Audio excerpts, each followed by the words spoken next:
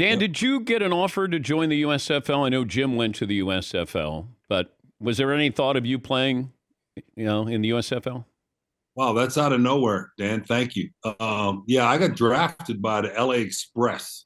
Now everybody knows like Steve Young was the one that signed a contract a year later, but I got drafted. I had an opportunity to go to the LA Express. Yes, I did, and they unlike they paid Jim a lot of money down there in Houston. They didn't want to pay me.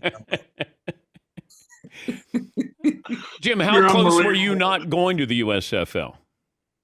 What's that? No, I was asking Jim how close he was to not going to the USFL. Well, long story short, you have to remember Dan was drafted by the Dolphins, or he could go to the LA Express. Back then, I was drafted by the Buffalo Bills, and I was drafted really by the Chicago Blitz. And bottom line is, long story short, we were in the office ready to sign the contract with the Buffalo Bills.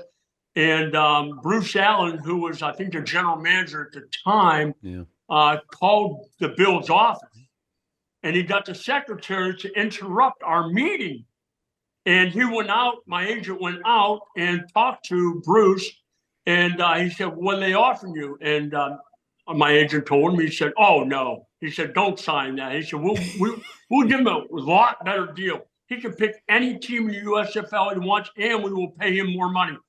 That's about all I needed to hear, because if you remember, Dan, back then the Buffalo Bills were not very good. I think they went after I signed with Houston, they went back-to-back 2-14 seasons, so that wasn't very good.